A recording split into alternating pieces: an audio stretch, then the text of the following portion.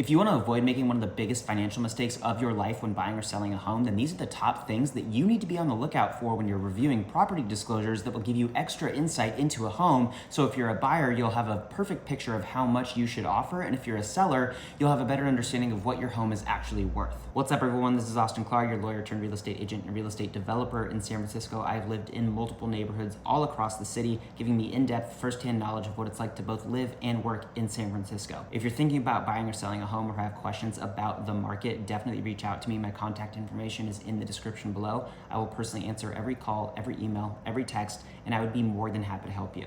And if you like videos just like this, please consider subscribing to my channel, and don't forget to click the bell so you're alerted every single time I post a video. All right, this video is all about what to look for when you're reviewing property disclosures. These are probably one of the most important, if not the most important parts of a real estate transaction, and they're one of the most overlooked by both buyers, sellers, and believe it or not, their agents. Disclosure packages include things that are as simple as, the floor plan of a home or the square footage of a home, and as complex as inspection reports and environmental hazards reports. Reading through these disclosures, both as a buyer and as a seller, will disclose things that aren't going to be obvious from a 15-minute tour that you see with 80 other people in the house during an open house. In this video, I'm going to break down the most common disclosures you're going to see in a real estate transaction and focus in particular on the ones that are going to have the most specific and pertinent information to a particular house. All right, so before diving into the specific documents, I want to explain a little quirk about San Francisco and other parts of the Bay Area that's a little bit different than other parts of California and other parts of the country. Typically, in other parts of the state, most of the disclosures are done after you get into escrow. For example, you get into contract on a home and then you order a property inspection, and then you read the inspection report and find out, oh, there are all these issues with the home that I didn't know about or I couldn't tell. You order a title report to see if there are any issues with the title of the house, like are there any mechanics liens or open tax issues with the house. You order pest inspections, environmental hazards reports. All that is done typically after you get into escrow, after you've had an offer accepted for a house. And then maybe depending on what's in there, you try and negotiate repairs, sometimes you renegotiate the price. It opens up a whole can of worms when things come out in the disclosures that you didn't know about before. That's not how it works in San Francisco and in other parts of the Bay Area. Typical practice, it's not going to be true every single time, but typical practice is for sellers and their agents to have all of those disclosures done up front before a house comes to market. So all the inspections are going to be ordered and done and disclosed right when the house gets listed. Title report, environmental hazards report, 3R report, an agent's avid. I'm going to go over all those in this video, but all those things are typically disclosed up front right when a property hits the MLS. Why is this a good thing? If you're a seller and you're trying to figure out what's my home worth, what price should we list at, you're going to want to know anything and everything about the home. And it's not just how the home looks, but are there any issues with the home that are going to cost money to fix? The last thing you want to do as a seller is get into contract on a home and then discover through a home inspection that there's some crazy issue that you had no idea about that's going to basically blow up the deal or reopen negotiations for the contract. So you might get in at price X, but end up having to get price minus $100,000 or $200,000. Nobody wants that. And if you can't agree on a price, well, then you fall out of contract, you go back on the market, and then people think that you're weak or willing to accept lower offers. So it's not a good look when that happens. So it's better if you're a seller to know everything that's potentially wrong with your property up front. And then you have options. You can either address those issues so that your house is, as clean and ready to go as possible when you come to market, or you can take the cost of fixing those issues or addressing those issues into account when you're figuring out what to list your price at and what you think in your head your home is worth. As a buyer, it's helpful to know more information up front so you can take all of that into account when figuring out how much to make an offer for on a home. This is especially true for people who are potentially going to be doing renovations to a property. If you think you're, based on the way a house looks, you're only gonna have to spend a few $100,000 renovating the entire home, but then you figure out there's some crazy structural issue and you're gonna have to redo the foundation as a result of it, or there are water leaks everywhere that you weren't aware of when you just saw the house for 10 minutes at an open house. That's going to add time, it's going to add a lot of money to your project. Well, now you didn't budget for that, you didn't account for that in your purchase price, and you're going to be in over your head when you get into contract on that house. So it's good as a buyer, whether you're renovating properties to flip them, to live in them, or if you're just buying a house that's already ready to go, ready to move in, you need to know what you're getting into so you can accurately account for that when you're making your offer. Okay, so with all that said, now I want to dive into the documents. The first set of documents that you're going to see in disclosures are what are called statutory disclosures. And these are things that both the state and local area that you're in, there are lots that are specific to San Francisco, and there are going to be ones that are specific to other jurisdictions as well. things that are actually required to be disclosed that are more or less boilerplate and apply to any and every home. For example, if your home was built, in the 1960s, you're gonna have to disclose that there might be lead-based paint used in the home. Stuff like that is not going to be house specific. Those disclosures are boilerplate and they're going to be the same regardless of what home you're buying. So for purposes of this video, I don't want to focus on those things, but those are things that you'll certainly want to read because they give you a lot of really great information about a home, just not going to be pertinent to this specific home that you have your eye on. So what disclosures do you want to look at to find information out about this specific home?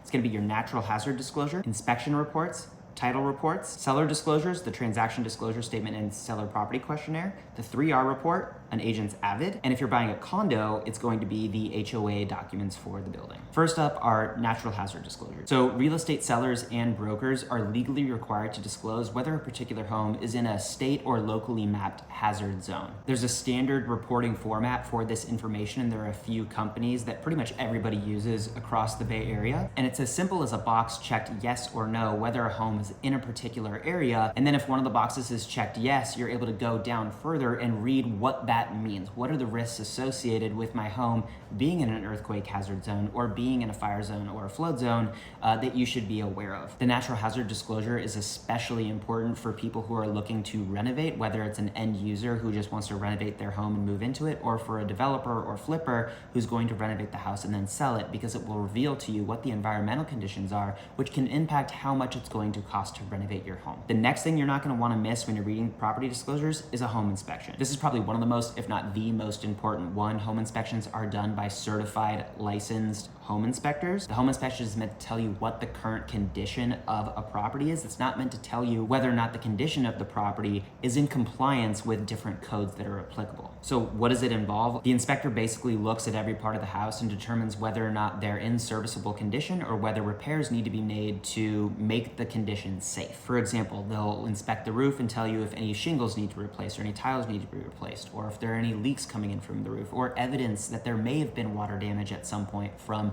a roof. Or they'll turn on all of your faucets, make sure they work properly. They'll flush all the toilets.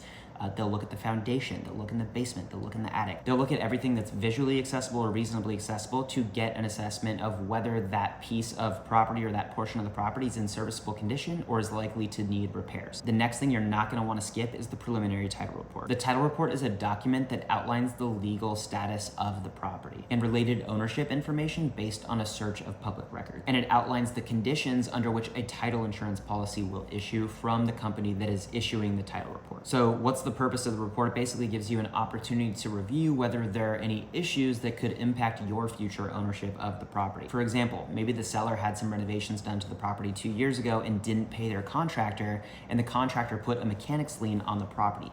Something like that, if it was recorded properly, will show up in the title report, so you'll know when you go to close that transaction that that mechanic's lien needs to be addressed. Otherwise, title realistically wouldn't transfer.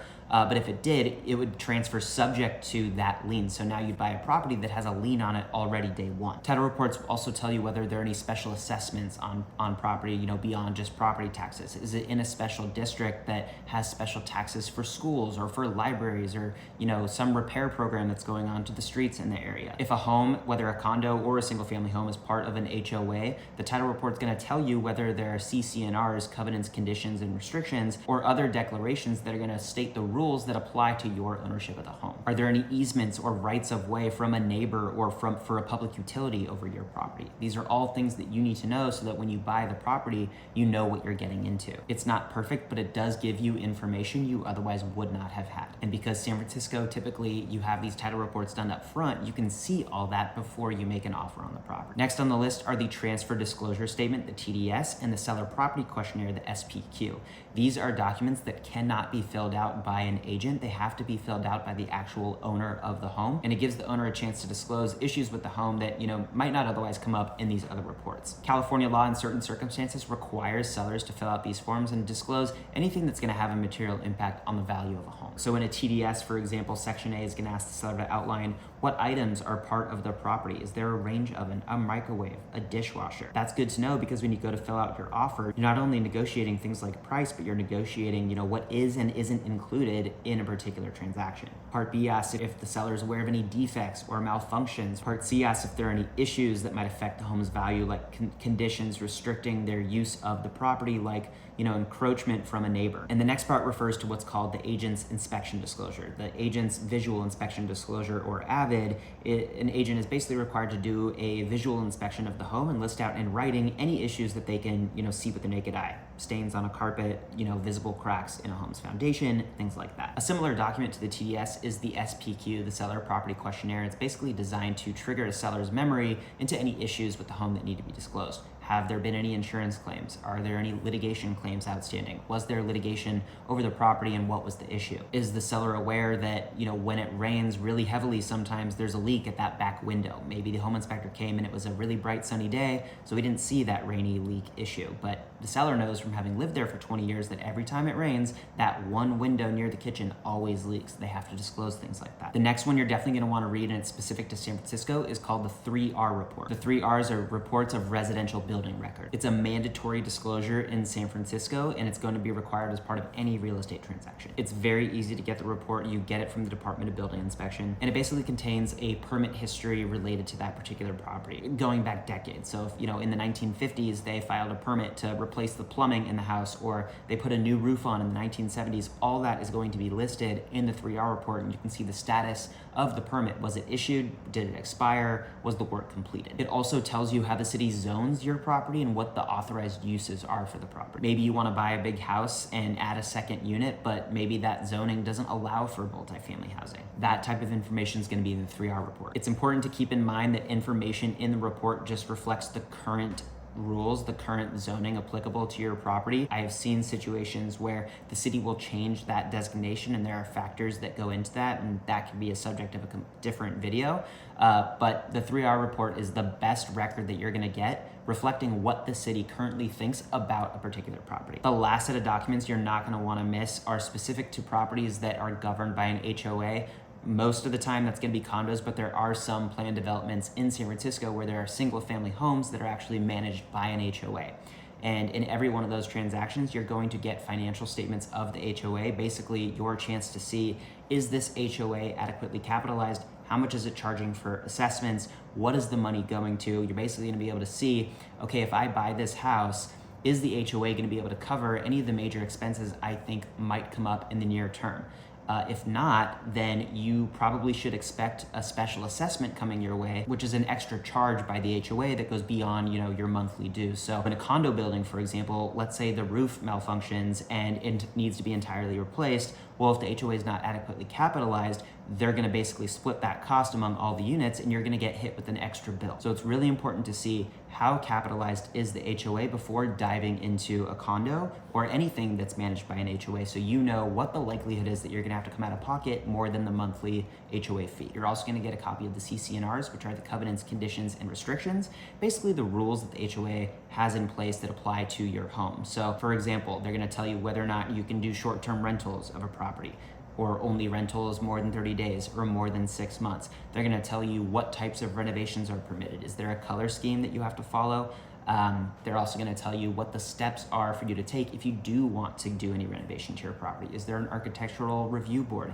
Do you have to get something special from the planning department? All that stuff is gonna be laid out in your CC&Rs. You're also gonna be able to review meeting minutes from the board of the HOA, so you can see what issues they talked about over the last year, what issues were addressed, and you can ask questions based on your review of that information. All right, those are the documents you definitely need to read. You do not wanna miss them if you are buying or selling a home in San Francisco, or anywhere for that matter. And if you are thinking about buying or selling a home, definitely reach out to me. My contact information is in the description below. I will personally answer every call, every email, every text, and I would be more than happy to help you. And if you like videos just like this, please consider subscribing to my channel. I post videos like this every single week, so don't forget to click the bell so you're alerted every single time I post a video.